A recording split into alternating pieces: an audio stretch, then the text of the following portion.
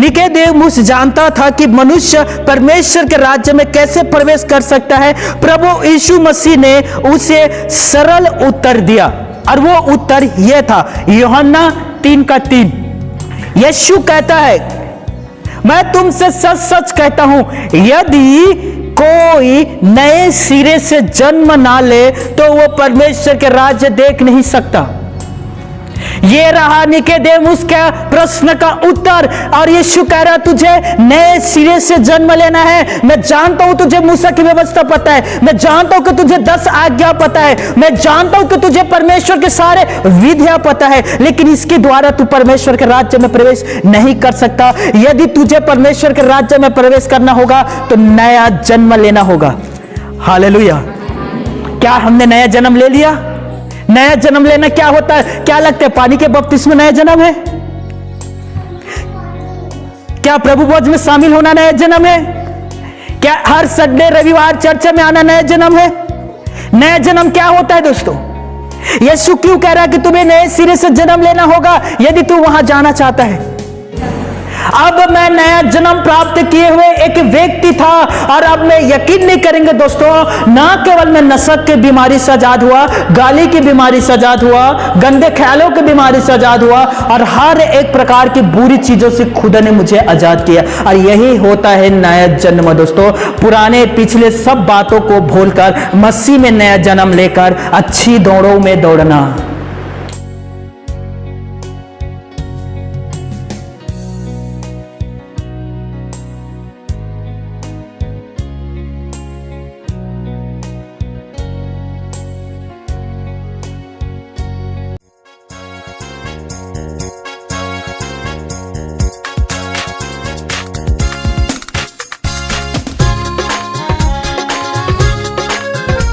सर्वप्रथम सभी को जय मसीह की। प्रभु परमेश्वर आप सभी को बहुत ऐसा आशीष दे। विशेष करके मेरी प्रार्थना है आज के वचन के सुनने के द्वारा आप सभी आशीषित हो जाए। और मैं विशेष प्रार्थना करता हूं आज का जो वचन है दोस्तों, जो खुदा बाप की कलाम वचन है, वह सभी आपके जीवन पर अद्भुत रीति से काम करें। आमीन। आप सभी निकालिएगा यूहन्ना रचित सुसमाचार 3 अध्याय पहले आयत से लेकर हम 15 आयत तक देखेंगे। बाइबल कहता है, फरीसियों में निकोदेमुस नाम का एक मनुष्य था जो यहूदियों का सरदार था। दूसरा, उसने रात को यीशु के पास आकर उससे कहा, हे रब्बी, हम जानते हैं कि तू परमेश्वर की ओर से गुरु होकर आया है, क्योंकि इन चिन्हों को जो तू दिखाता है, यदि परमेश्वर उसके साथ ना हो तो नहीं दिखा सकता। तीसरा पद, यीशु ने उसको उत्तर दिया, मैं तुझसे सच सच कहता हूं, यदि कोई नए सिरे से ना जन्मे तो परमेश्वर के राज्य देख नहीं सकता।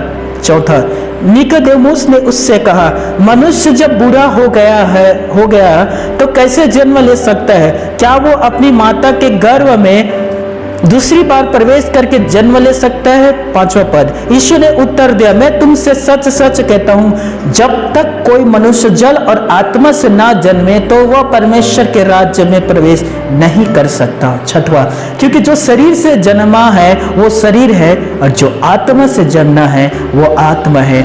सातवां, अचंभो ना करके मैंने तुझसे कहा कि तुझे नए सिरे से जन्म लेना अवश्य है।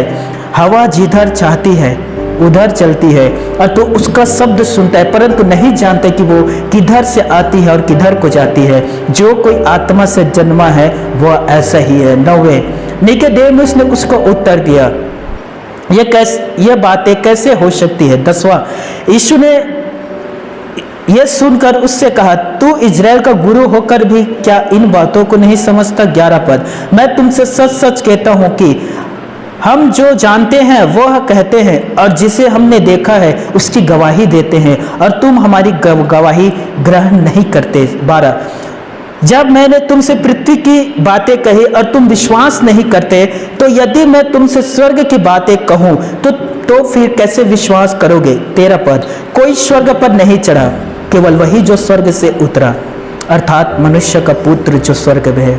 14, जिस रीति से मूसा ने जंगल में सांप को ऊंचे पर चढ़ाया, उसी रीति से अवश्य है कि मनुष्य के पुत्र भी ऊंचे पर चढ़ाया जाए। 15 पद, ताकि जो कोई उस पर विश्वास करे वह अनंत जीवन पाए। आसमानी अब्बा पिता परमेश्वर अपने पढ़े गए वचन पर हर एक को आशीषित करे। आमीन।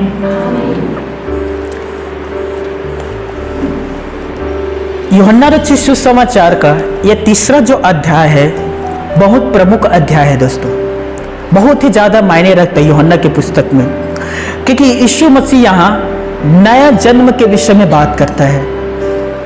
जब मैं पहले बार इस अध्याय को मैंने पढ़ा तो मुझे समझ नहीं आ रहा था कि किस विषय पर यह कह रहा है, क्योंकि मैं सोचता था मेरा तो एक जन्म हो चुका है माँ के गर्भ से, और यीशु कहता है कि मनुष्य का नया जन्म लेना अवश्य है, और जब तक वो नया जन्म नहीं ले लेगा तब तक वो परमेश्वर के राज्य नहीं देख सकता। हालेलुया। यहाँ कितने सारे लोग हैं जिसका नया जन्म हो चुका है? हाँ, 4 तरह के जीवन है। हर एक जन ध्यान दीजिए, 4 तरह के जीवन है। पहला जीवन है वनस्पति जीवन। एक छोटा सा बीज लीजिए, उसे जमीन में बोइए, उसमें पानी डाल दीजिए, आप फिर देखेंगे उसमें अंकुर उग जाएगा, वो बढ़ने लगेगा। एक छोटा सा बीज एक बहुत बड़ा पेड़ बन जाता है। बीज में उस जीवन में इतनी शक्ति होती है, इस बीज में दोस्तों इतना शक्ति होता है कि वो डालियां, पत्तियां, फूल और बाद में वो फल भी उत्पन्न करता है। ये एक तरह की जीवन है, वनस्पति जीवन, जो आप अपने आंखों से देख पाते हैं। दूसरा जीवन है प्राणी जीवन। इसमें पक्षी, मछलियां, कीड़े मकोड़े तथा हर तरह के रेंगने वाले प्राणी शामिल है। वे भोजन की तलाश करते हैं। आप मधुमक्खियों को देखिएगा, कितने किलोमीटर वो सफर में निकल जाते हैं फूल में से रस चूसने के लिए, और वो वापस लौट कर आता है दोस्तों अपने घर पर। उसे वो रास्ता, वो मार्ग कौन दिखाता है दोस्तों? उसे कैसे पता होता है कि मैं इस रास्ते से आया हूं, लौटकर मुझे उस रास्ते में जाना है? ये दूसरा प्राणी है दोस्तों। फिर तीसरा जीवन है मनुष्यों का जीवन, जिसमें विवेक तथा भले बुरे को परखने की सामर्थ्य होता है हम मनुष्यों में। कान खोलकर सुनिएगा। इसी कारण मनुष्य मशीनें, पुल, जहाज, इमारतें बनाते हैं, क्योंकि खुदा ने हमें एक बड़ा सुंदर महत्वपूर्ण विवेक दिया है। उसी विवेक के इस्तेमाल करके दोस्तों मनुष्य घर, इमारत को इस्तेमाल कर पाते हैं, बनाते हैं। यह तीसरा जीवन है। फिर आता है चौथा जीवन, जिसके विषय में आज हम देख रहे हैं। चौथा जीवन अनंत जीवन है, जिसे स्वर्गीय जीवन कहता है। प्रभु यीशु मसीह इसीलिए संसार में आया कि हमें अनंत जीवन दे। यूहन्ना रचित सुसमाचार 10 का 10वें पद, मैं इसीलिए आया हूं कि वे जीवन और बहुतायत से जीवन पाए। कान खोलकर सुनिएगा। प्रभु यीशु मसीह निकोदेमुस से स्वर्गीय जीवन के विषय में बातचीत कर रहा था दोस्तों। इस पृथ्वी के जीवन के विषय में यीशु मसीह का बातचीत नहीं हो रहा था इस अध्याय में। यीशु मसीह बात कर रहा था स्वर्गीय जीवन के विषय में, और वो निकोदेमुस से कहता है, देखिएगा 12 और 13 पद में, जब मैं तुमसे पृथ्वी की बातें कही और तुम विश्वास नहीं करते, तो यदि मैं तुमसे स्वर्ग की बातें कहूं तो तुम कैसे विश्वास करोगे? 13 पद, कोई स्वर्ग पर नहीं चढ़ा, केवल वही जो स्वर्ग से उतरा है, अर्थात मनुष्य का पुत्र। और इसी विषय पर प्रभु यीशु मसीह निकोदेमुस को समझा रहा था दोस्तों। कान खोलकर सुनेगा। निकोदेमुस एक प्रश्न लेकर यीशु मसीह के पास आया है। वो एक स्वस्थ आदमी था, इसीलिए चंगाई के लिए यीशु मसीह के पास नहीं आया था। ध्यान से सुनिएगा। वह एक संपन्न आदमी था, यहूदियों का सरदार था दोस्तों। वो कोई आर्थिक चीजों को सहायता के यीशु के पास नहीं आता। उसे कोई सांसारिक चीज की भी अभिलाषा नहीं था, ना ही वो दुष्ट आत्मा से ग्रस्त था, और ना ही उसके परिवार में कोई बीमार था कि यीशु मसीह के पास आए। वो एक प्रश्न लेकर यीशु मसीह के पास आया था। और ये प्रश्न महत्वपूर्ण है हम सभी लोगों के लिए दोस्तों, क्योंकि हम सभी जो आज मसीह यीशु में हैं, हम शारीरिक प्राणी नहीं हैं, हम आत्मिक प्राणी हैं। और पौलुस रोमियो के कलीसियों को कहता है, यदि तुम शरीर के अनुसार दिन को काटोगे तो तुम मरोगे। याद रखना, हम शारीरिक प्राणी नहीं हैं, भले ही हम शरीर में जीवित हैं, लेकिन हमें शरीर के अनुसार जिंदा नहीं रहना है, शरीर में दिनों को नहीं काटना है, शरीर की अभिलाषाओं में अपने जीवन को व्यतीत नहीं करना है। हम कैसा प्राणी है दोस्तों? आत्मिक प्राणी। रोमियो 8वें अध्याय 5वें पद, आत्मिक प्राणी आध्यात्मिक जीवन पर मन लगाता है, शारीरिक व्यक्ति शरीर की बातों पर मन लगाता है। जो शरीर की बातों पर मन लगाएगा वो मर जाएगा, लेकिन जो आत्मा के बातों पर मन लगाता है वही जीवन को पाता है। हालेलुया।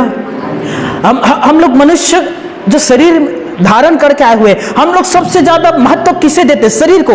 कमाएंगे, कमाना पड़ेगा, खूब मेहनत करना पड़ेगा, तब जाकर हम रोटी खाएंगे।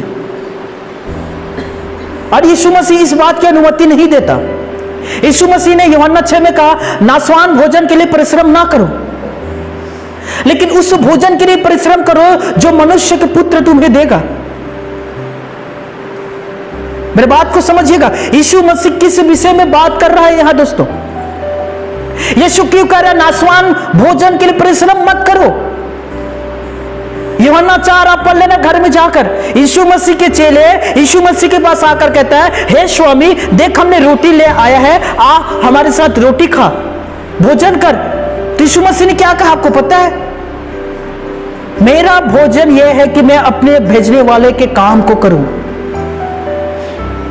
क्योंकि वो भयानक दिन आने वाला है जिसमें मनुष्य कोई काम नहीं कर सकता।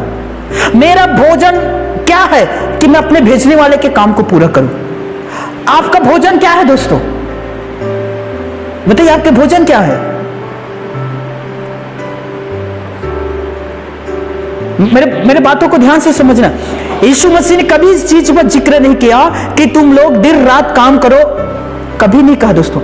याद करिए मत्ती 4 में हम पढ़ते हैं दोस्तों, यीशु मसीह जा रहा था और थोड़ा दूर में पतरस जो पीटर है, उनके भाई अंद्रयास जाल को वे लोग न संवार रहे थे नाव के ऊपर। यीशु ने उनसे क्या कहा? अपना काम छोड़ो और मेरे पीछे हो ले। पतरस ने क्या किया दोस्तों? काम छोड़ा और किसके पीछे हो लिया? यीशु मसीह के पीछे। यीशु ने क्या कहा पतरस से? मैं तुझे मनुष्यों को पकड़ने वाला बनाऊंगा। थोड़ा आगे यीशु मसीह जाता है, थोड़ा आगे जाकर देखते कि यूहन्ना और याकूब था, उससे कहा है यूहन्ना और है याकूब मेरे पीछे हो ले। उसने अपने पिता और उस काम को जो कर रहा था छोड़ा और यीशु मसीह के पीछे हो लिया। हालेलुया।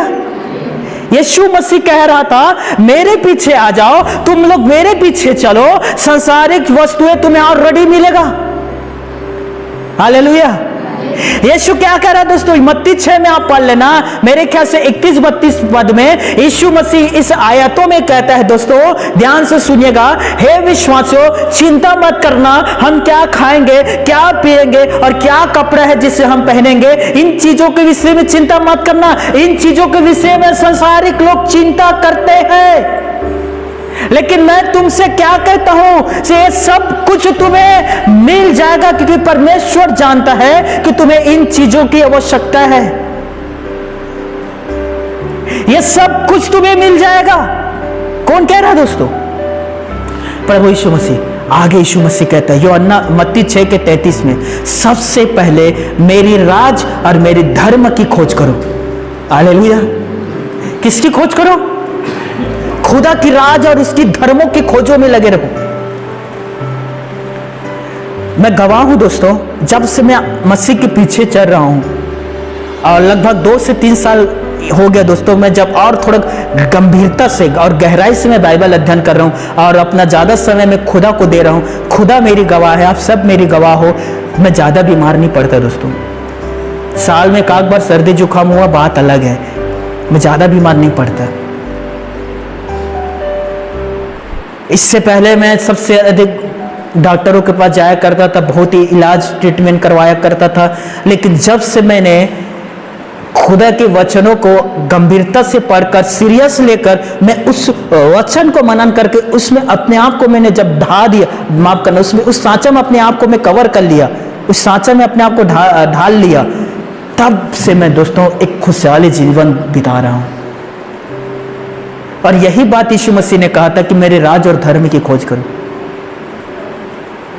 यीशु मसीह निकोदेमुस से कह रहा है दोस्तों, निकोदेमुस जो था वो यहूदियों का सरदार था, वो पढ़ा लिखा हुआ व्यक्ति था और वो एक प्रश्न लेकर आया था और वो यीशु मसीह से कहता है, निकोदेमुस कान खोल कर सुनिएगा, कोई मनुष्य स्वर्ग के राज्य में कैसे प्रवेश कर सकता है? और ये प्रश्न आज बहुत सारे लोग भी पूछते हैं, हम परमेश्वर के राज्य में कैसे प्रवेश कर सकते हैं? हालेलुया। पृथ्वी पर आना आपके वश में नहीं था। ध्यान से सुनिएगा, पृथ्वी पर आना आपने चुनाव नहीं किया था दोस्तों।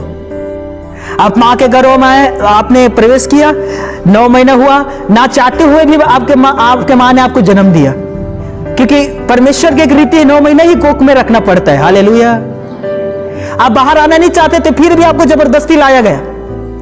जब आप पैदा हुए आपको उल्टा पकड़ा गया, पैर में धड़ाक कर दिया गया और कहा रो। आप रोना नहीं चाहते थे, फिर भी आपको मारा गया और कहा आपको रोना ही पड़ेगा। आपने रोया, आपने अपना आंख खोला। ये जो आप पृथ्वी पर आए, ये आपकी इच्छा नहीं था, लेकिन यहां से आपको स्वर्ग में जाना है कि नहीं जाना है, ये आपकी इच्छा पर निर्भर करता है। ध्यान से सुनिएगा, ये आपको चुनाव करना है कि मैं स्वर्ग पर जाऊंगा या पृथ्वी के नीचे जाना है। ये आपके चुनाव पर डिपेंड करता है। हालेलुया।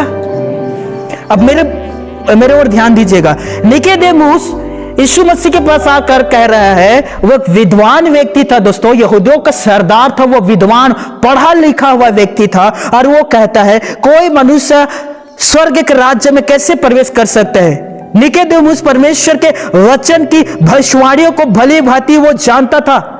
वो बाइबल का पढ़ा हुआ व्यक्ति था, उसे मूसा की व्यवस्था अच्छी रीति से पता था, वो सारे भविष्यवाणियां उसे पता था। जैसे कि बाइबल कहता है भजन संहिता 145 का 13 पद में लिखा है, वहां तेरा राज्य युग युग का और तेरी प्रभुता सब पीढ़ियों तक बनी रहेगी।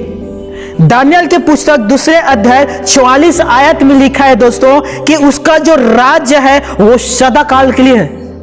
दानियल के पुस्तक 7वें अध्याय के 14 आयत में लिखा है दोस्तों, उसकी प्रभुता सदा तक अटल और उसका राज्य अविनाशी रहेगा। अरे सारे बात निकोदेमुस जानता था।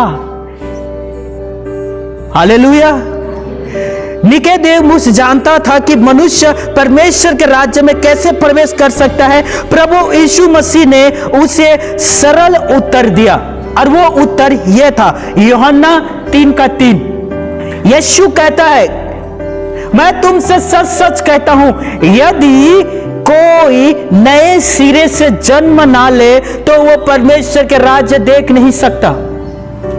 ये रहा निकोदेमुस का प्रश्न का उत्तर। और यीशु कह रहा, तुझे नए सिरे से जन्म लेना है। मैं जानता हूं तुझे मूसा की व्यवस्था पता है, मैं जानता हूं कि तुझे 10 आज्ञा पता है, मैं जानता हूं कि तुझे परमेश्वर के सारे विधियां पता है, लेकिन इसके द्वारा तू परमेश्वर के राज्य में प्रवेश नहीं कर सकता। यदि तुझे परमेश्वर के राज्य में प्रवेश करना होगा तो नया जन्म लेना होगा।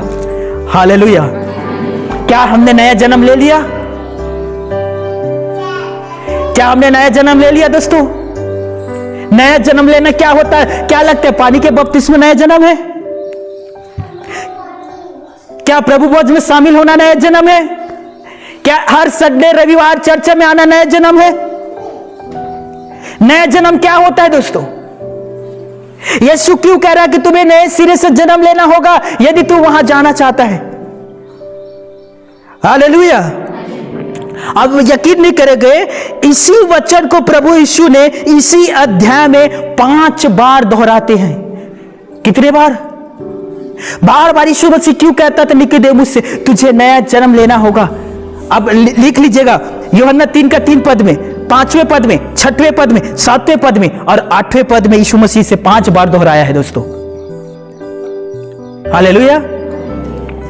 अब ध्यान से सुनिएगा, क्या आपको पता है नया जीवन जो कि ईश्वरीय जीवन है और वो अनंत जीवन है, पाकर ही हम स्वर्गीय राज्य में प्रवेश कर सकते हैं। वो ईश्वरीय जीवन है दोस्तों, और उससे पाने के लिए हमें नए जन्म लेना होगा। और हम नया जन्म कैसे ले सकते हैं, इसके विषय में हम अब देखेंगे। एक व्यक्ति नया जन्म कैसे ले सकता है ताकि हम स्वर्गीय राज्य को प्राप्त कर सके। निकोदेमुस यीशु मसीह से कहता है, क्या जो मैं बूढ़ा हो चुका हूं, मैं अपनी मां के गर्भ में दोबारा से प्रवेश करके जन्म लूं तब मैं परमेश्वर के राज्य में प्रवेश करूंगा? नहीं, यीशु ये नहीं कह रहा था। यीशु नहीं कह रहा था कि दोबारा तुझे मां के गर्भ से जन्म लेना है। यीशु का ये कहने का उसका उत्तर नहीं था दोस्तों, क्योंकि मनुष्य का जीवन एक ही बार है, वो दोबारा जन्म नहीं ले सकता, वो दूसरे के गर्भ में दोबारा जन्म नहीं ले सकता, वो दोबारा इस पृथ्वी पर मनुष्य नहीं आ सकता। मनुष्य के पूर्ण जीवन नहीं है। बाइबल इस चीजों के बारे में नहीं कहता है। मनुष्य के एक ही बार जन्म लेगा और एक ही बार मरेगा और उसका एक ही बार न्याय होगा। मनुष्य का दोबारा जन्म नहीं है इस पृथ्वी पर, चाहे वो किसी भी गोत्र, कुल या किसी भी जात में पैदा होने वाला मनुष्य ही क्यों ना हो, उसका दोबारा जन्म है ही नहीं। तो यीशु मसीह क्यों कह रहा था कि तुझे दोबारा जन्म लेना पड़ेगा? और निकोदेमुस कहता है, मैं मां के गर्भ में दोबारा कैसे प्रवेश करके जन्म लूं? अब देखिए, यीशु मसीह उससे कहता है, सुन, जो मैं कह रहा हूं नया जन्म के विषय में, वो यह है जो 5 अध्याय में यीशु मसीह ने उससे कहा। मैं तुमसे सच सच कहता हूं, जब तक कोई मनुष्य जल और आत्मा से जन्म ना ले, वो परमेश्वर के राज्य में प्रवेश नहीं कर सकता। आइए अब हम इन 2 विषय पर गंभीरता से विचार करें। जल और आत्मा से जन्म लेना क्या होता है दोस्तों? हम कैसे जल और आत्मा से जन्म ले सकते हैं? ध्यान से सुनिएगा, हम जल और आत्मा से कैसे जन्म ले पाएंगे?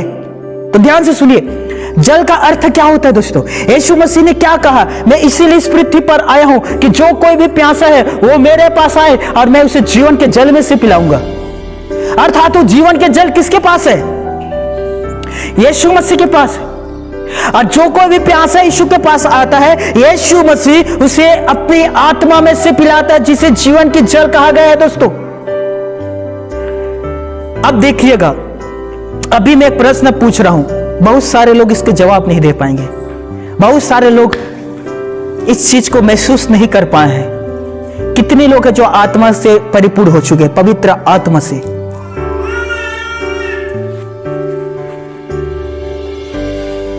अब क्या जवाब दीजिए, क्यों पवित्र आत्मा से नहीं भर रहे हो? क्या पवित्र आत्मा कवरेज क्षेत्र से बाहर चला गया है? मोबाइल उठाइए ना, कॉल करिए ना भैया, वो पवित्र आत्मा के पास जाता है, डायरेक्ट कॉल लगता है, ट्रिन ट्रिन ट्रिन, वो उठाता भी है और बात करता, हेलो मैं होली स्पिरिट, मैं पवित्र आत्मा। आप उससे बात करिए ना, कहे, ओ पवित्र आत्मा जी, मैं आपके पास इसीलिए कॉल किया हूं, स्वागत है, आइए मेरे जीवन में। वो कहेगा, यस मैं ही तो ये चाहता था, वो आएगा आपके पास। लेकिन आप क्या करते हैं? आप फोन ही नहीं लगाते, आप नंबर ही डायल नहीं करते हैं। ध्यान से सुनिएगा, आप नंबर ही डायल नहीं करते हैं, इसीलिए आप पवित्र आत्मा से नहीं भरे हैं। आप उसके पास नंबर लगाइए ना, लगाइए।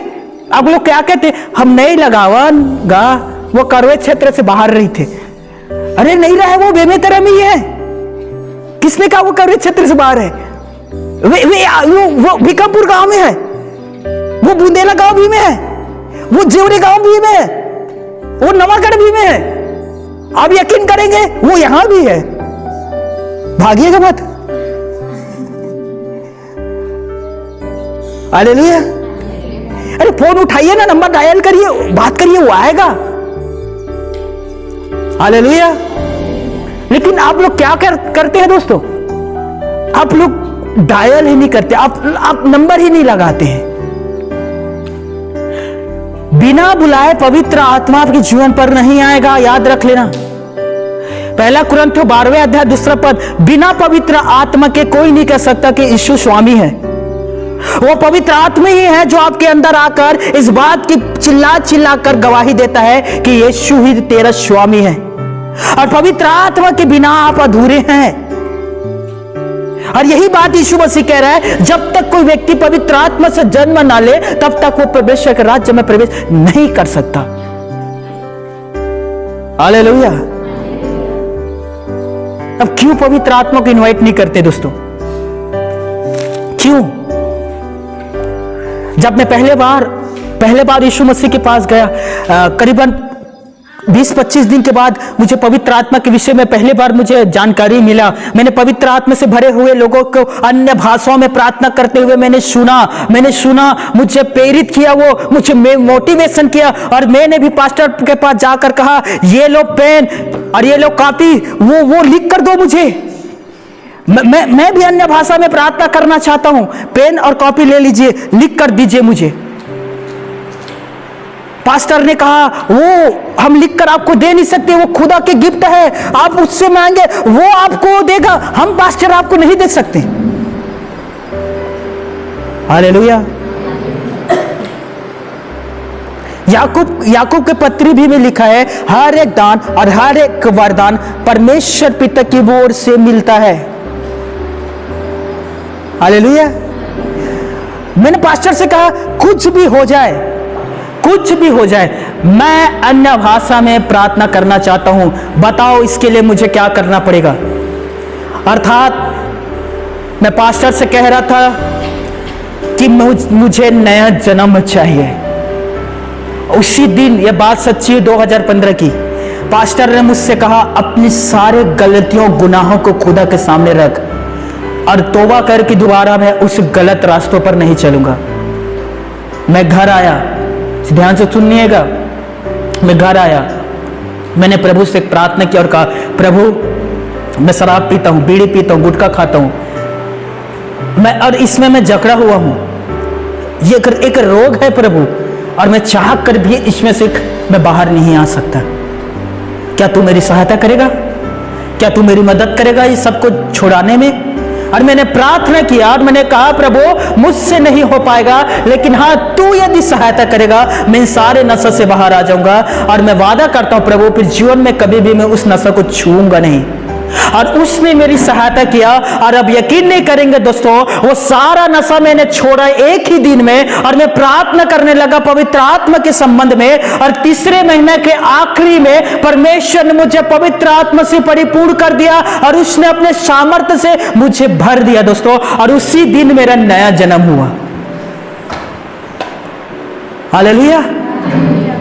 अब मैं नया जन्म प्राप्त किए हुए एक व्यक्ति था, और अब मैं यकीन नहीं करेंगे दोस्तों, ना केवल मैं नशक की बीमारी से आजाद हुआ, गाली की बीमारी से आजाद हुआ, गंदे ख्यालों की बीमारी से आजाद हुआ, और हर एक प्रकार की बुरी चीजों से खुदा ने मुझे आजाद किया। और यही होता है नया जन्म दोस्तों, पुराने पिछले सब बातों को भूलकर मसीह में नया जन्म लेकर अच्छी दौड़ों में दौड़ना। हालेलुया। आप अपने आप को देखिए, क्या आप नए जन्म प्राप्त किए हुए व्यक्ति हैं? क्या आपको पता है कि पिता परमेश्वर के राज्य में हर चीज अनंत काल के लिए है? हर एक चीज अनंत काल के लिए है। वो कहता है जो कोई जय पाएगा मैं उसे एक मुकुट दूंगा, ये अनंत काल के लिए है। जो कोई जय पाएगा मैं उसे एक सिंहासन दूंगा, ये अनंत काल के लिए है। हमारे राजनीतिक लोगों के जैसे नहीं, 5 साल के लिए तू कुर्सी पर बैठेगा, 5 साल के लिए मैं कुर्सी पर बैठूंगा, 5 साल ताज तू पहनना, 5 साल ताज मैं पहनूंगा। ये नहीं, पिता परमेश्वर के राज्य में हर एक चीज अनंत काल के लिए है। वो आपको मुकुट देगा, वो अनंत काल के लिए है। वो आपको जीवन के वृक्ष से फल देगा, वो अनंत काल के लिए है। वो आपको सिंहासन देगा, वो अनंत काल के लिए है। उसके राज्य में बहती हुई जल है, उसमें से जीवन की जल देगा, वो अनंत काल के लिए है। वो आपको श्वेत वस्त्र देगा, वो अनंत काल के लिए है। वो आपको ज्योति में लेकर चलेगा, और वो ज्योति जो है वो अनंत काल के लिए है दोस्तों। और यीशु ने यूहन्ना 14:2 में कहा, मैं तुम्हें एक घर भी दूंगा, और वो घर भी अनंत काल के लिए है। हालेलुया।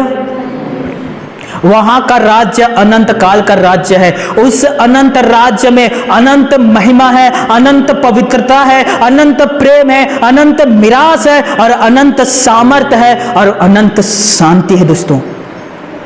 उस राज्य में सब कुछ अनंत काल के लिए है। इसलिए यीशु मसीह इसी अध्याय में वो अनंत जीवन के विषय में भी कह रहा है। यूहन्ना 3:16 पढ़ना। देखिए वो यीशु मसीह आप सभी से कह रहा है, मैं अनंत काल के जीवन दूंगा। यूहन्ना 3:16। परमेश्वर ने क्योंकि परमेश्वर ने जगत के मनुष्यों से ऐसा प्रेम किया कि उसने अपना इकलौता पुत्र दे दिया, ताकि जगत के लोगों को अपना इकलौता पुत्र दे दे। जो कोई उस पर विश्वास यस, और जो कोई परमपिता परमेश्वर और उसके पुत्र यीशु मसीह पर विश्वास करे वह नष्ट न हो, वो मरेगा नहीं परंतु अनंत जीवन पाए। परंतु वो अनंत जीवन पाएगा। हालेलुया। क्या हम उस अनंत जीवन के लिए तैयार है दोस्तों? सब कुछ अनंत काल के लिए है वहां। हम एक नया मोबाइल खरीदते हैं, नया मोबाइल, न्यू मोबाइल, हम उसे कितना अच्छे से रखते हैं, राइट?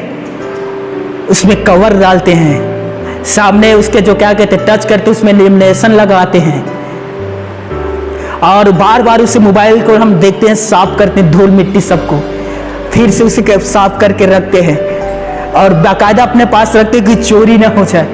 जब हम रात को सोए रहते तो तकिया के नीचे रखते कि कोई चोरी करके ना ले जाए। हमारा पूरा फोकस उस नए मोबाइल पर रहता है। यार हम नया गाड़ी ले लें, एकदम सफाई करेंगे, पोछेंगे और एकदम साफ सुथरे रखते। वो अनंत काल के लिए नहीं है।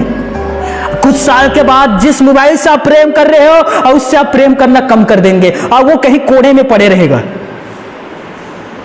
जिस मोबाइल से आप प्रेम करते हो वो अनंत काल के लिए नहीं है। आपको पता है कुछ साल के बाद उससे आपका मन उग जाएगा, वो कहीं पड़े रहेगा कबाड़ी खाना में। लेकिन परमेश्वर कह रहा है मैं जो कुछ भी तुम्हें दूंगा वो सब कुछ अनंत काल के लिए रहेगा। और उसी अनंत काल के जीवन देने के लिए यीशु मसीह इस पृथ्वी पर पैदा हुआ था दोस्तों। और यूहन्ना 3:16 में परमेश्वर कह रहा है जो कोई भी विश्वास करेगा, ध्यान से सुनिएगा, जो कोई भी विश्वास करेगा और वो मेरे पास आएगा, मैं उन्हें अनंत काल का जीवन दूंगा। हालेलुया। कल्पना करिएगा, ध्यान से सुनिए, आप सुपर बाजार जा रहे हैं, एक बड़ी मॉल में जाते हैं एक जोड़ी कपड़ा खरीदने के लिए और आप एक जोड़ी कपड़ा पसंद करते हैं। अब मैनेजर के पास जाकर पूछते हैं कि इसकी कीमत क्या है और मैनेजर आपको जवाब देता है और वो कहता है इसकी कोई कीमत नहीं है। आप कहते हैं कि आपने क्या कहा? मैनेजर दोबारा कहता है इसकी कोई कीमत नहीं है,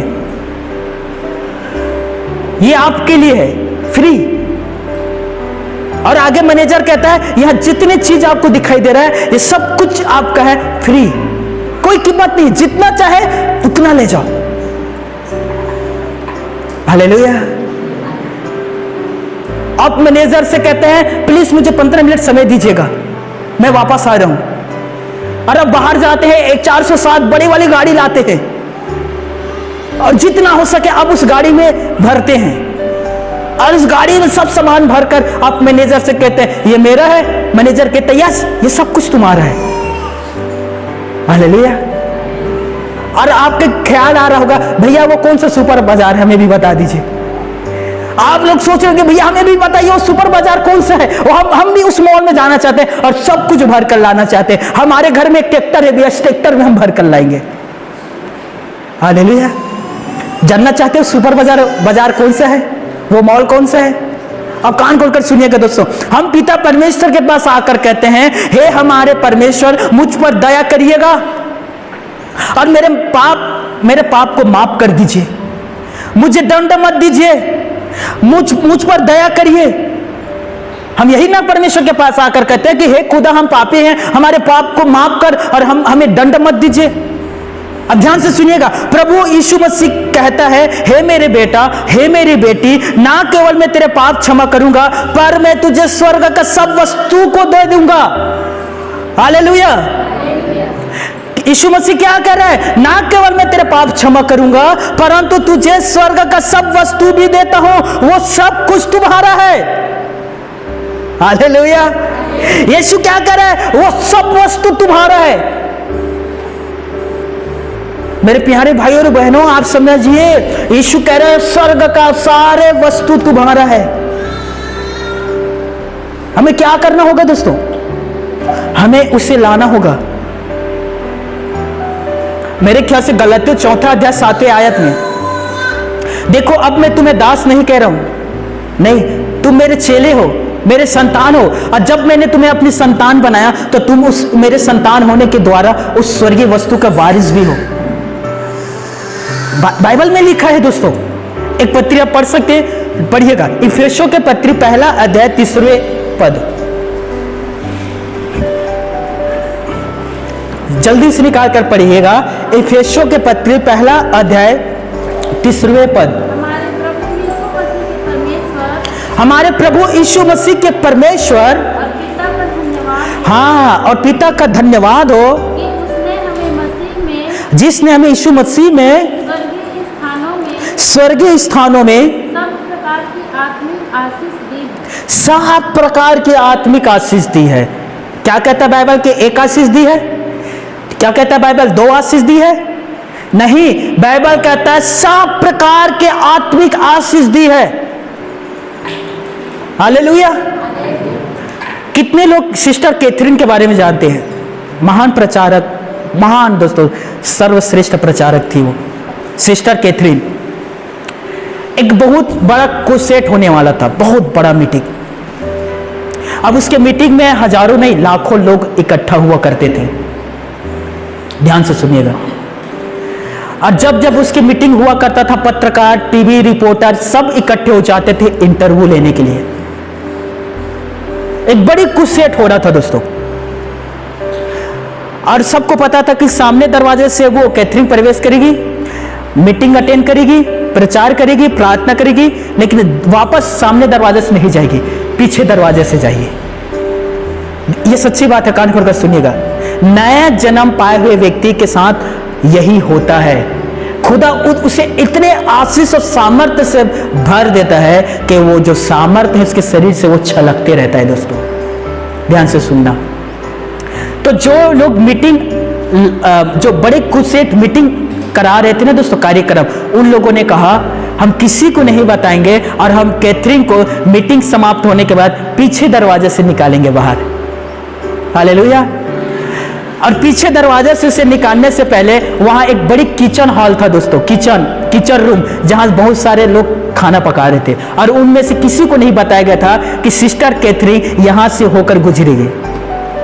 मीटिंग, आराधना समाप्त हुआ, कार्यक्रम समाप्त हुआ। ध्यान से सुनिएगा। सिस्टर कैथरीन से कहते हैं आप आइए हमारे साथ, हम आपको पीछे दरवाजे से लेकर जाएंगे। और जैसे ही वो पीछे दरवाजे से, ध्यान से सुनना, जाने के लिए निकली मीटिंग मंच से नीचे दोस्तों, और वो उस जगह में पहुंचा जहां किचन में सारे वर्कर खाना पका रहे थे। और जैसे उस रूम में गए, जितने वहां खाना पका रहे थे, एक एक एक एक करके सब जमीन पर गिरने लग गए, एक एक करके सब जमीन पर गिरने लग गए। क्योंकि बाइबल, माफ करना, क्योंकि कैथरीन जिस स्थान से जाती थी उसके साथ पवित्र आत्मा के बाड़ा भी जाते थे, पवित्र आत्मा के सामर्थ्य भी उसके साथ साथ जाते थे, और जहां से वो जाते थे लोग वहां गिर जाया करते थे दोस्तों। हालेलुया। मैं क्या कह रहा हूं दोस्तों? जब आप नए जन्म प्राप्त कर लेते हैं, खुदा जब आपको अपने रूह से भर देता है, तो जब वो आपको अपने रूह से भरता है तो उसके साथ साथ भी आत्मा के वो सारा फल को भी आपके जीवन पर वो भरता है। आत्मा के सारे वरदान को भी आपके जीवन पर वो भरता है। आप कभी भी अपने मन, अपने विवेक से सिद्ध नहीं बन सकते। वो पवित्र आत्मा जो आपको सिद्ध व्यक्ति बनाता है दोस्तों, वो पवित्र आत्मा जो आपको सही दिशा निर्देश करता है, वो पवित्र आत्मा जो आपको सही पदों पर चलाता है, वो पवित्र आत्मा जो आपको विश्वास में स्थिर रखता है। यदि कोई विश्वासी कहता है मुझे पवित्र आत्मा की आवश्यकता नहीं है, मैं यीशु से ही जुड़कर खुदा को प्राप्त कर पाऊंगा, तो व्यक्ति कभी भी परमेश्वर के राज्य में प्रवेश नहीं कर सकता। क्योंकि आपने पवित्र आत्मा का निरादर नहीं किया, आपने पुत्र का निरादर किया, आपने पिता का भी निरादर किया। हालेलुया।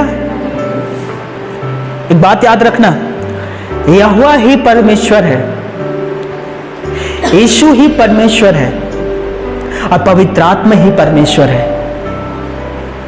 त्रिएक परमेश्वर पर हम विश्वास करते हैं, जिसे इंग्लिश में ट्रिनिटी कहा गया है। हालेलुया। तो पवित्र आत्मा ही परमेश्वर है, इसीलिए पवित्र आत्मा से आपको सहायता मदद मांगना पड़ता है दोस्तों। यीशु ने कहा मैं तो स्वर्ग जा रहा हूं लेकिन तुम लोगों को अनाथ नहीं छोड़ूंगा। मैं स्वर्ग जा रहा हूं और मेरा स्वर्ग में जाना तुम्हारे लिए फायदेमंद है, क्योंकि यदि मैं स्वर्ग में नहीं जाऊंगा तो सहायक तुम्हारे पास कैसे आएगा। जब मैं वहां चला जाऊंगा तब मैं उस सहायक को तुम्हारे पास भेजूंगा। हालेलुया। तो पवित्र आत्मा से आपको प्रार्थना करना है, याद रख लीजिए।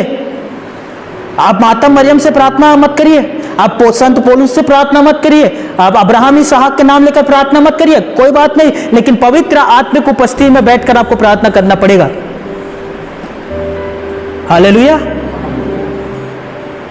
आगे कान खोलकर सुनिए दोस्तों, यीशु मसीह कह रहा है मेरी बेटा मेरी बेटी, मैं ना केवल तेरे पापों को क्षमा करूंगा पर तुझे स्वर्ग का पूरा संपत्ति पर अधिकार भी मैं तुझे दूंगा।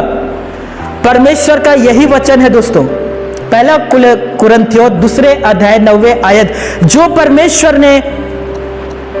परमेश्वर ने अपने प्रेम रखने वालों के लिए तैयार किया है। पहला कुरिन्थियों 2 के 22 और 23, सब प्रकार की स्वर्गीय आशीष से स्वर्गीय स्थानों में प्रभु यीशु मसीह में सब कुछ तुम्हारा है, तुम मसीह के हो और मसीह परमेश्वर का है। सब कुछ हमारा है दोस्तों। हालेलुया। मेरे एक पहचान की मेरी एक सिस्टर है जो बिलासपुर में रहती है। कान खोलकर सुनिएगा, स्वर्गीय आशीष जो बाइबल कहता सब प्रकार की है, हम उसे कैसे हासिल करेंगे। कान खोलकर सुनिए। वो आंटी वो बिलासपुर में रहती है, वो मेरी पहचान की है।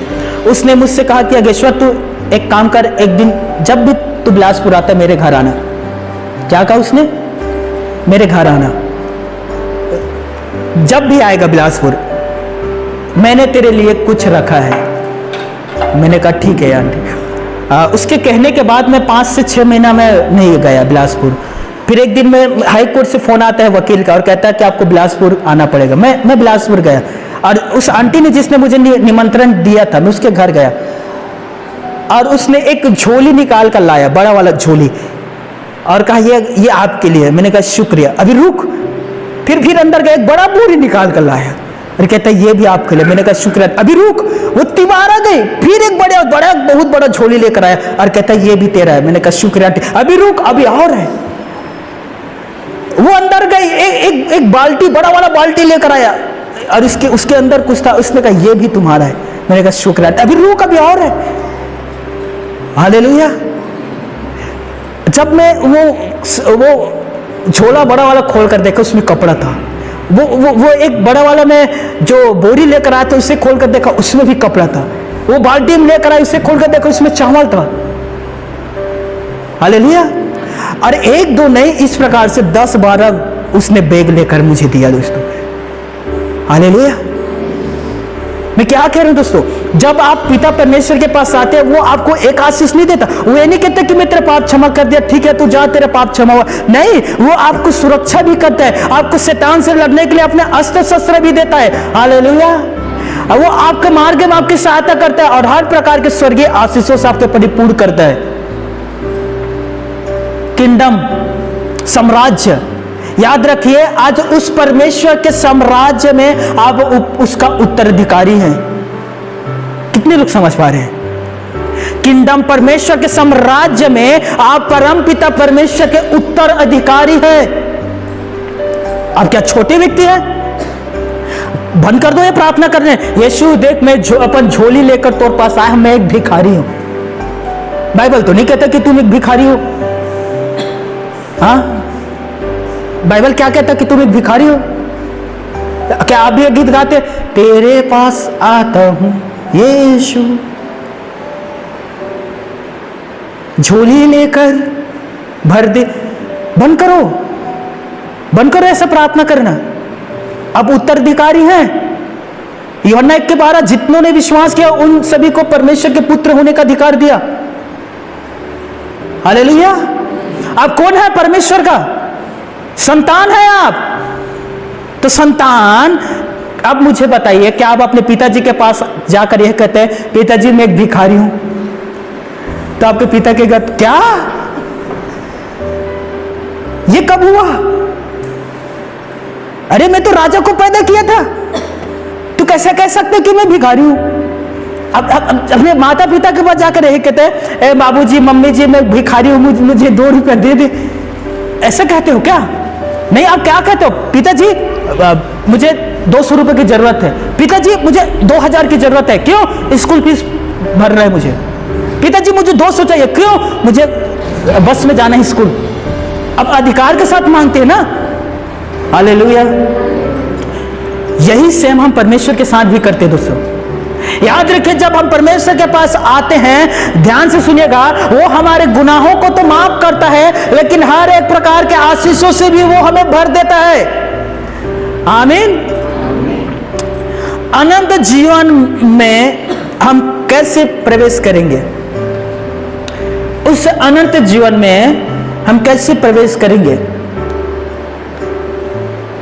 कोई बता सकता है कैसे प्रवेश करेंगे? बताइएगा।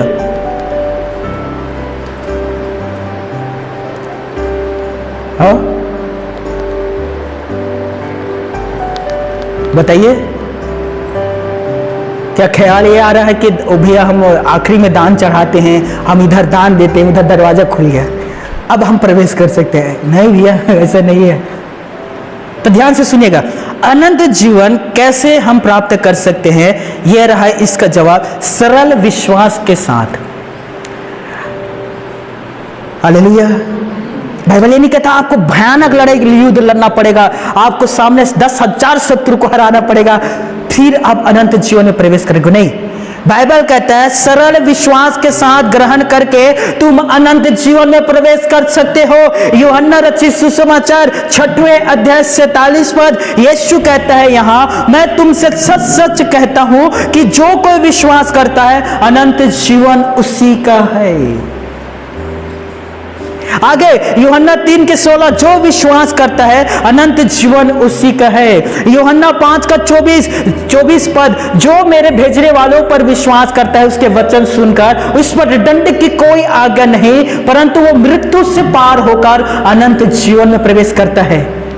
हालेलुया। कितने लोग समझ पा रहे हो? हम अनंत जीवन में कैसे प्रवेश करेंगे? प्लीज जवाब दीजिए। हम अनंत जीवन में कैसे प्रवेश करेंगे? विश्वास के द्वारा। यह सब पवित्र आत्मा के द्वारा हो रहा है दोस्तों। परमेश्वर की आत्मा का मेरी आत्मा में आना और मुझे 3 प्रकार से नया बनाया है, और यही नया जीवन है। अब ध्यान से सुनिएगा, 3 प्रकार से मुझे नया बनाया और यही नया जीवन है। कैसे प्रभु यीशु मसीह ने 3 प्रकार से हमें नया बनाया? पहला, सुनिएगा, पहला, मेरा भ्रष्ट शरीर, जो मेरे प्रभु में आने से पहले मेरा शरीर जो भ्रष्ट हो चुका था, मेरा भ्रष्ट शरीर परमेश्वर का मंदिर बन गया। पहला कुरिन्थियों 3:16-17, क्या तुम नहीं जानते कि तुम परमेश्वर की मंदिर हो? हालेलुया। यीशु में आने से पहले क्या हमारा शरीर परमेश्वर का मंदिर था? नहीं। हमारा शरीर किसका मंदिर था? शैतान का। दारू जा रहा है, गुटखा जा रहा है, गंदी गंदी बातें मुंह से निकल रहा है, पाप जा रहा है। हमारा जो शरीर भ्रष्ट हो चुका था, पाप में मर चुका था, यीशु में आने के बाद हमारा जो शरीर है वो परमेश्वर की मंदिर बन गया। अब परमेश्वर की आत्मा कहां निवास करता है? हमारे अंदर। हालेलुया। कितने लोग अपने अपने शरीर को साफ कर लिए हैं दोस्तों, ताकि परमेश्वर का आत्मा वहां निवास कर सके और आपका हृदय परमेश्वर की हृदय बन जाए? कितने लोगों ने साफ किया है? मैं देख पा रहा हूं कुछ ने किया नहीं है। ओ, दुख की बात है ये। मेरे बहनों क्यों साफ नहीं किए हैं? बताइए। आप उसके अंदर आप देख पा रहे हो झाला है, झुरिया भी निकल गया, और किसी में बहुत बड़ा गड्ढा भी है। तो पवित्र आत्मा ऐसे नहीं आएगा, जाला है वो, जल्दी साफ करो, मैं आना चाहता हूं। क्या आप साफ करना चाहते हैं? प्लीज साफ करिए। मैं एक बहन को कहा कि मैं आपके घर आने वाला हूं। मेरी बहन है, सिस्टर, प्यारी सिस्टर पद्मनी बहन। मैंने कहा मैं आपके घर आने वाला हूं। उसने कहा किस दिन? गया इस तारीख को इतना बजे। उसने कहा स्वागत है। और मेरे वहां जाने से पहले उसने अपने पूरे घर की सफाई किया। ध्यान से सुनिएगा, उसने जाला को साफ किया, उसने वो हर एक दाग धब्बा लगा था सबको साफ किया, पेंट लगाया और घर में पुट्टी लगवाया और खिड़की को साफ किया, दरवाजे को साफ किया, नीचे पूरा पोछा उछा लगाया और कहा भैया आने वाला है। और मेरे जाने से पहले उसने पूरे घर को साफ कर लिया। हालेलुया। फिर मैं उस घर में गया। मैं क्या कह रहा हूं, पवित्र आत्मा आपके अंदर आना चाहता है। क्या आपने साफ किया है? क्या आपने यीशु मसीह पर विश्वास किया है? जब तक आप विश्वास नहीं करोगे वो आपके अंदर सफाई नहीं कर सकता। मैं क्या कह रहा हूं, चोर है बिना बुलाए आता है, पवित्र आत्मा को बुलाना पड़ता है। चोर है आपके घर में चोरी करने के लिए बिन बुलाए आएगा, याद रखना। चोर कौन है? शैतान। वो बिना बुलाए आपके पास आएगा, लेकिन पवित्र आत्मा को बुलाना पड़ेगा तब वो आपके पास आएगा। बिना इनविटेशन के वो आपके पास नहीं आ सकता है। इसलिए हम बार बार गीत गाते हैं, आ पवित्र आत्मा, हालेलुया, पवित्र आत्मा मुझे ले चल यीशु के चरणों में। उसे बुलाना पड़ता है दोस्तों। हालेलुया। जल्दी से साफ करिए अपने हृदय को, जल्दी से साफ करिए अपने मनों को, ताकि पवित्र आत्मा वहां आ सके। विश्वास करिए, जल्दी से साफ करिए। मैं चाहता हूं इस विषय में आप देर ना करें। देर करना आगे जाकर ये विनाश के कारण हो सकता है दोस्तों। देर मत करिए, जल्दी से अपने हृदय विवेक बुद्धि को साफ करिए। मेरे भाइयों आप लोग भी साफ करिए। यदि आपसे साफ नहीं हो पा रहा है तो आप सहायता मांग सकते हैं प्रभु के दासों के पास आकर। प्रभु के दास जानते हैं कि आपके हृदय को कैसे साफ करना है। हालेलुया। उसके पास एक वीआईपी साबुन है, और उसे क्या कहते हैं जो रगड़ते हैं उसे? बूझ, छत्तीसगढ़ी में, हिंदी में हाँ ब्रश। हाँ ब्रश। हाँ हमारे पास वीआईपी साबुन है, एक ब्रश है। हम अच्छे से साबुन लगाएंगे और फिर ब्रश से साफ करेंगे, और फिर हम कहेंगे पवित्र आत्मा ये तैयार हो चुका। हालेलुया। अभी इसके ऊपर आ जाइए, फिर वो आपके पास आएगा। कितने लोग चाहते हैं कि आपके हृदय साफ हो जाए? मैं शरीर साफ करने की बात नहीं कर रहा हूं, मैं हृदय साफ करने की बात कर रहा हूं। फिर ऐसा ना हो कि पता चलता है कि आप घोड़ा गांव आते एक साबुन और ब्रश लेकर कहते हैं पास्टर जी मैं साबुन ब्रश लेकर आऊं, मुझे साफ कर दीजिए। तो मैं आप सभी से कहूंगा मुझे माफ कर दीजिए। मैं शरीर साफ करने के बारे में नहीं कह रहा हूं, मैं आत्मा साफ करने के बारे में बात कर रहा हूं। हालेलुया। प्लीज मेरे बातों को ध्यान दीजिए दोस्तों। मेरा भ्रष्ट शरीर परमेश्वर का अब मंदिर बन गया है, यह पहला बात है। दूसरा, मेरा अंधकारमय प्राण, प्रभु में आने से पहले मेरा जो प्राण था वो अंधकारमय हो गया था पाप के कारण, लेकिन अब प्रकाशित प्राण बन गया है। इफिसियों 5:8, तुम पहले अंधकार में थे, अब तुम प्रभु में ज्योति बन चुके हो। दूसरा कुरिन्थियों 5:7, तुम मसीह में नई सृष्टि हो चुके हो, पुरानी सब बातें बीत गई, अब देखो सब बातें नई हो चुकी है। Hallelujah, hallelujah. हमारी सारी बातें भूल चुके, हम सारे पास्ट भूतकाल के बातें, गंदगी के बातें, व्यभिचार के बातें, बुरी बातें, दोस्तों के साथ गपशप उड़ाना, सब हम भूल चुके हैं। अब सब क्या हो गया? नहीं हो चुकी है। हालेलुया। हमारी बहनों बी केयरफुल, सावधान रहना। गपशप के टोली में नहीं बैठना है, गपशप के संगति में हमें नहीं बैठना है। आओ बहनों, आकर हम चारी खुदारी के काम करते हैं, तब उससे कहना मैं नई बन चुकी हूं, मैं चारी खुदारी के काम भूल गया, मैं नहीं कर सकता। क्यों मैं बातों को कह रहा हूं बहनों? क्योंकि कुछ दिनों के बाद तीजा पोरा आने वाला है, और मेरे घर भी मेरी बहन आती है, और मैंने उसे देखकर मैंने कुछ सीखा है जो मैं आपसे कह रहा हूं। हाँ, कम खाना और ज्यादा बात करना। इतना खाने के लिए जाते हैं, इस ज्यादा मत खाना देना, थोड़ा भोजन निकालना, लेकिन बात इतना करेंगे। हाँ मैं सुने तो साज भाग गए।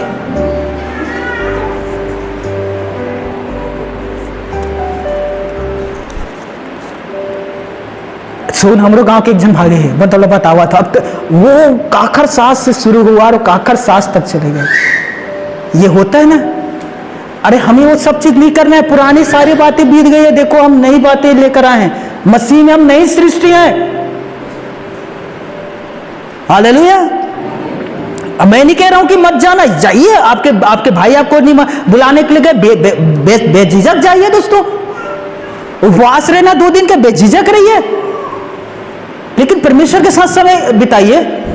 और चार बहन आकर, 4 सहेली आकर कहते हैं आओ हम किसी के विषय में गॉसिप करते हैं, गॉसिप क्या कहते हैं, अफवाह के बातों को करते हैं, आइए टाइम पास करते हैं। तो कहना टाइम पास के लिए हमारे पास के लिए समय ही नहीं है। हम टाइम पास नहीं करते, हम आराधना करते हैं। बोलिए आमीन। बोलना ही पड़ेगा आमीन। बोलिए मैं टाइम पास नहीं करता, मैं बोलवा कर ही रहूंगा। बोलिए मैं टाइम पास नहीं करता। सब बोलिए। मैं किसी मुंह बंद है, आप भी बोलिए मैं टाइम पास नहीं करता, मैं आराधना करता हूं, मैं गॉसिप नहीं करता, मैं प्रार्थना करता हूं। हालेलुया। ये आपको करना है वहां जाकर दोस्तों। मैं जानता हूं जब आप इन शब्दों को उन्हें कहोगे तो बोले अच्छा बड़े धार्मिकता बनने, तब तुम लोग कहना सही पहचाने जो हालेलुया, मैं धार्मिकता जीवन जीने वाले हूं। हालेलुया।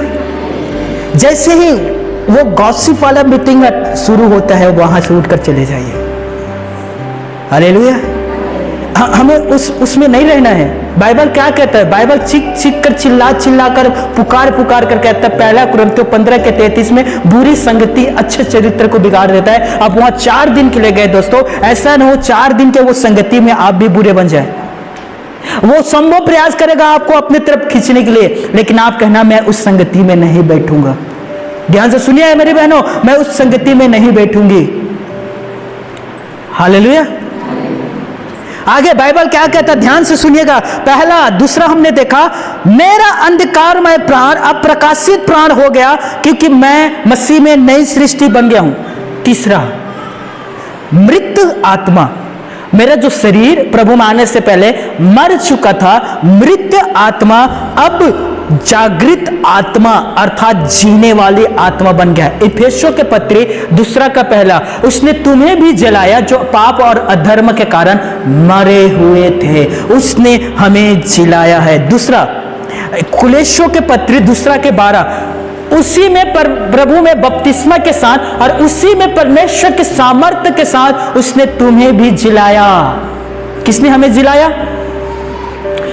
यीशु के आत्मा, जिस आत्मा ने यीशु मसीह को मृतकों में से जिलाया, उसी यीशु के आत्मा ने हमारे भी आत्मा को जिलाया। हालेलुया। कितने लोग समझ पा रहे हो दोस्तों? उसी के आत्मा जिसने यीशु मसीह के आत्मा को जिंदा किया, उसी के आत्मा ने हमें भी जीवित किया है। हालेलुया। यह नया जीवन हमेशा तक जीने की एक आशा देता है दोस्तों। अब मैं निश्चित जानता हूं कि मैं हमेशा जीवित रहूंगा और मुझे अविनाशी स्वर्गीय शरीर मिला है। मैं एक बार फिर से कह रहा हूं, मैं हमेशा जीवित रहूंगा क्योंकि मुझे अविनाशी स्वर्गीय बॉडी शरीर मिला है और मैं अपने प्रभु के साथ रहूंगा। क्यों? क्योंकि मैंने नया जन्म पा लिया है। मेरे प्यारे भाइयों, मेरी प्यारी बहनों, आप सबको नए जन्म पाना बहुत जरूरी है। याद रखना, जीसस इज लाइफ, यीशु जीवन है और उसके पास आने वालों को यीशु मसीह नए जीवन देता है। यदि आप नए जीवन में नहीं जी रहे हैं तो यह खतरा की घंटी है। और बाइबल कहता है अपने आप को जांचिए, अपने आप को देखिए, आप कौन सी जीवन जी रहे हैं। एक उदाहरण देकर मैं खत्म करने जा वाला हूं। नया जन्म क्या होता है? ध्यान से सुनिए। पति और पत्नी दोनों विश्वासी, माफ करना, पति और पत्नी दोनों चर्च आना आरंभ करता है। बाइबल पढ़ना शुरू किया, प्रार्थना करना शुरू किया, संगति में आना बैठना उठना शुरू किया। अब उन्हें लगा कि अब हमें नए जीवन में जीना है, पुराना सब चीज़ों को भूलना पड़ेगा। दोनों घुटना टेक कर खुदा से माफ़ी मांगते हैं, खुदा उन्हें माफ़ कर देता है। लेकिन बीच बीच में पति और पत्नी के बीच नोक झोंक होता था, बीच में पति पत्नी के बीच थोड़ा मोड़ा लड़ाई झगड़ा हुआ करता था। ध्यान से सुनिएगा। उदाहरण के तौर पर पति खेत में काम करने के लिए जाने से पहले वो नाश्ता किया करता था सुबह 7 बजे, तो कभी जो रोटी था वो जल जाता था, तो पति पत्नी से कहता था क्या है तुम्हारा रोज का नाटक है, अब मसीह में आने के बाद भी तुम रोटी को जला देते हो, थोड़ा अच्छा से प्रार्थना करके बनाया करो ना रोटी। तो पत्नी भी कहती है हाँ ठीक है ना, हो गया चुपचाप खा ले, जल गया तो क्या करें, जानबूझ के थोड़ी जलाए, नहीं है तो फिर कल से तू खुद बना लेना। आम बात है, पति पत्नी होते हैं। ठीक है, वो खेत गया काम करने के लिए, काम करके वापस आया, फिर दूसरा दिन सुबह होता है, फिर एक चाय और रोटी देता है। इस बार वो रोटी सही बना था, उसने कहा शुक्र है प्रभु। पति ने कहा शुक्र है प्रभु, आज का रोटी अच्छा बना। जैसे चाय का एक चुस्की लेता है उसमें शक्कर ही नहीं था। अब पत्नी से कहता है ये क्या है, इसमें तो आपने शक्कर ही नहीं डाले हो, अरे एक बार चेक कर देख लेते, बिना शक्कर के तुम चाय पिला रहे हो, ये कौन सी बात है, मैं खेत जाऊंगा काम करूंगा, अब बताओ मिठास नहीं है मैं क्या करूं इसमें। तब पत्नी कहती रोज तो शक्कर वाले पी रहे थे, एक दिन बिना शक्कर के पी लो, शुगर लेवल कम हो जाएगा। फिर नोक-झोंक हुआ दोनों के बीच, बेचारा पति फिर काम करने के लिए खेत में गया। अब तीसरे दिन आता है, दोस्तों ध्यान से सुनिएगा, ये विश्वासी के बारे में मैं बात कर रहा हूं। तीसरे दिन आता है, फिर वही सुबह होता है, फिर चाय मिलता है, चाय का इस बार बेचारा पहले पी के देखता है, कहता है शुक्र प्रभु आज तो नमक है और रोटी भी नहीं जला है। हालेलुया। दूसरा चुस्की लेता है, तब उसे पता चलता है कि इसमें तो अदरक ही नहीं डाले हैं। फिर कहता है ये क्या बात है, आज तो आपने अदरक ही नहीं डाला। फिर दोनों के बीच वाद विवाद होता है। वो खेत जाता है पति काम करने, जब वो खेत में काम कर रहा था पवित्र आत्मा कहता है कि तूने मेरे दिल को दुखाया है। इफिसियों 4:30, पवित्र आत्मा को शोकित मत करो। मैं ध्यान से सुनिएगा, नया जन्म प्राप्त किए हुए विश्वासियों ध्यान से सुनिए। इफिसियों 4:30, पवित्र आत्मा को दुखित मत करो, अर्थात यीशु की आत्मा को, परमेश्वर की आत्मा को दुख मत पहुंचाओ। अरे ये बात किसने कहा? पवित्र आत्मा ने उस विश्वासी से, तूने मेरे आत्मा को शोकित किया है, तूने मेरे आत्मा को चोट पहुंचाया है। वो कहता है पवित्र आत्मा जी मैंने कैसे तेरे आत्मा को चोट पहुंचाया? तब वो कहता है, कान खोल कर सुनिए, तूने अपनी पत्नी से लड़ाई किया, झगड़ा किया, गाली गलौज किया, माफी मांगा। याकूब 3:9, इसी मुंह से हम परमेश्वर को स्तुति और प्रशंसा देते हैं और इसी मुंह से मनुष्यों को जिसे खुदा ने अपने स्वरूप में बनाया है श्राप देते हो। तो सुन लीजिए कान खोलकर, पवित्र बाइबल कहता है एक ही मुंह से धन्यवाद और श्राप नहीं निकलना चाहिए, क्योंकि एक स्रोते से एक ही पानी निकलना चाहिए, या तो खरा या तो मीठा, लेकिन एक ही स्रोते से और खरा और मीठा दोनों पानी नहीं निकल सकता। पवित्र आत्मा ने कहा तूने मेरे आत्मा को शोकित किया है, दुख को पहुंचाया है। वो व्यक्ति जो खेत में काम करने के लिए गया था वो काम नहीं किया, दौड़ते हुए वापस आकर अपनी पत्नी से कहता है आज सुबह मैंने तेरे से बहस किया था, बेमतलब का क्रोध हुआ था, मैं तुझसे माफी मांगता, मुझे माफ कर दे। उसके पत्नी भी कहता है जी मैं भी तेरे दिल को दुखित किया था, मुझे भी माफ कर दे, मुझे भी यह नहीं कहना चाहिए था तेरे साथ। और दोनों एक दूसरे से माफी मांगता है, और यही है नया जीवन। कितने लोग ये करते हो?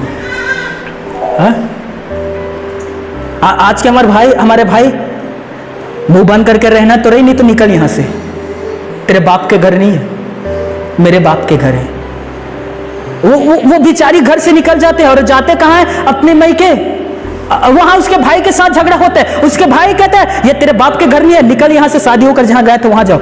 अब वो कहां जाए बताओ? दोनों घर में तो पराई है वो। फिर बेचारी क्या करते हैं पता है? कहता है प्रभु अब मैं अपने बाप के घर आना चाहता हूं। हालेलुया। और वो पूरी जिंदगी जीने के बाद वो अपने बाप के घर जाता है। फिर उसके पति की मृत्यु होता है और वो कहते हैं बाबूजी मैं भी आना चाहता हूं। कहता है तेरे बाप के घर ही है, चल निकल यहां से। पर मेरे पत्नी तो है, तूने तो भेजा था, तूने तो कहा था चल निकल अपने बाप के घर। अब अपने बाप के घर में है। हालेलुया। लेकिन तेरे बाप के घर नहीं है ये। तू डायरेक्ट नीचे जा बेटा, हजारों हजार कोसों मील दूर, वो तेरे बाप के घर है। फिर कुछ दिन के बाद उसके भाई की भी मृत्यु होता है और उसे भी कहता है तू जा अपने बाप के घर। याद रख लीजिए, जो बुरा बर्ताव आप अपने पत्नी या अपने बहन या किसी भी स्त्री के साथ करते हैं, याद रख लीजिए वो परमेश्वर का पहला बनाए हुए उसके सबसे प्रिय सृष्टि है स्त्री, और उससे वो बहुत प्रेम करता है। हालेलुया। यदि आप अपने घर में आशीषों को देखना चाहते हैं, सुन लीजिए, तो आपके घर में आराधना, दुआ, प्रार्थना, प्रभु के वचन शेयर होना चाहिए, ना कि लड़ाई झगड़ा, मारपीट, बर्तन का फाट फूट फाट नहीं। आज ही बंद कर दो, चुंदी चुंदा उसके बाल को पकड़ कर वो खींच रहे डब्ल्यू बच्चा उधर, वो भाई बहन से झगड़ा। अरे प्रभु की स्तुति करो, आराधना करो। ये क्या है, मारपीट, शोर शराबा हो रहे, और आप गीत गाते हैं, पवित्र आत्मा मेरे दिल में आ। पवित्र आत्मा कहता है बेटा दिल तो साफ कर, तब ना मैं आऊंगा तेरे पास। यही ना काम करते हो आप लोग। और बताइए कि आप नए जीवन पाए हुए व्यक्ति हैं? हाँ, नया जन्म आपने पा लिया है। आप बहुत गलत रास्ते में चल रहे हो। कान खोल के सुनिए, नीति वचन कहता है जो अपना मुंह बंद करता है वो बहुत सारे विपत्ति से बच जाता है। अपना मुंह बंद करके रखना सीखिए। हालेलुया। समझ में आ रहा है? कभी भी पति पत्नी के बीच वाद विवाद हो रहा है, मैं सच कह रहा हूं, मुंह बंद करो और वहां से कुछ देर के लिए दूर हो जाओ, झगड़ा खत्म हो जाएगा। और यदि आप वहीं रहोगे तो नीति वचन 30 अध्याय में कहता है दोस्तों, जैसे अधिक नाक मरोड़ने से लहू आ जाता है, उसी प्रकार से क्रोध के बढ़ने से झगड़ा होता है, और झगड़ा के अधिक बढ़ने से हत्या होता है, क्योंकि क्रोध हत्या की जड़ है। हालेलुया। मेरी बात समझ रहे हो कि नहीं? मेरे एक भाभी है, मेरे भाभी चाचा है मेरा, उसका बेटा का बीबी भाभी। कभी भी उस पति पत्नी के बीच लड़ाई झगड़ा होता है तो मेरी भाभी है, मेरी पड़ोसी है, वो भाई के पास आकर अच्छा तो क्या कर ले, मार भी बोला, ले मार के तो देखा, थबाप मार दीज बोला। अरे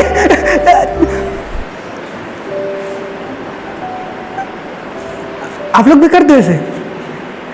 बताओ, झगड़ा हो रहा है, दोनों के दिमाग 80 में के जगह 100 टेम्परेचर में बढ़ चुके हैं, 100 में है दोस्तों। और वो भाभी अच्छा तुम मार दे बोला, ले तो मार के देखा, एक बाप का औलाद है, मार के देखा, तो आग मार दी बोला, ये मार दी बोला, मोर गोसैया बोला मार दी।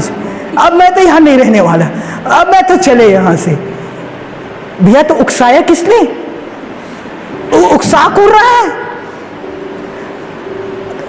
थोड़ा से दूर हो जाओ, थोड़ा गैप दो। नहीं कि नहीं, आप लोग भी कैसे करते हो? बिल्कुल मत करिएगा। ये दोनों के लिए नियम बता रहा हूं मैं। थोड़ा दूर रहो, चुप हो जाओ। मत्ती 6 में यीशु ने क्या कहा? हाँ कि हाँ और नहीं कि नहीं बोलो, इससे अधिक पाप या बुराई की ओर से होता है। यही बात यीशु मसीह ने कहा। जब भी विवाद झगड़ा होता है, थोड़ा सी जगह दो, गैप दो, थोड़ा से घर से बाहर चले जाओ, 2-3 घंटा के बाद आओ, सब सही हो जाएगा। हालेलुया। तो प्लीज मैं आप सभी से कह रहा हूं, नया जन्म पाने वाले में एक चिन्ह होता है, एक छाप होता है, और वो छाप आपके अंदर होना चाहिए। दोस्तों बी केयरफुल, सावधान रहिएगा। और मैं आप हर एक से कहता हूं, उद्धार की अपने टोप, अपने झिलाम, अपने कवच को स्थिर रखिए, खो मत दीजिएगा। दोस्तों मैं आज भी मुझसे गलती होता है, जहां मैं गलत होता हूं, जहां मुझे माफी मांगना है मैं वहां मांगूंगा। हालेलुया। जहां मुझसे गलती होता है मैं वहां माफी मांगूंगा। और मैं ज़्यादा से ज़्यादा समय बाइबल पढ़ना, बुक पढ़ने में बिताता हूँ दोस्तों। तो मैं पूरा संभव प्रयास करता हूँ कि मैं जो बाड़ा है प्रभु को उसे ना तोड़ूं। आप भी इन चीज़ों पर ध्यान दीजिए। चलिए हम एक छोटा सा प्रार्थना करेंगे दोस्तों। आइए एक छोटा सा प्रार्थना करें। हर एक अपने अपने आंखों को बंद करें 1 मिनट के लिए। 1 मिनट के लिए प्लीज अपने आंखों को बंद करें 1 मिनट के लिए। हे मेरे आसमानी परम पिता, मेरे परमेश्वर, आज हमने नए जीवन के विषय में देखा प्रभु। मैं प्रार्थना करता हूँ खुदा बाप, जो भी नए जीवन से अभी तक वंचित है प्रभु, उसे प्लीज नए जीवन में लाइए। जो नए जीवन में जिंदगी जी रहे हैं प्रभु, उसे अंत तक उसे थामे रखने के लिए सामर्थ्य दीजिएगा। धन्यवाद आज के सुंदर वचन के लिए, यीशु के नाम से मांगते हैं, आमीन।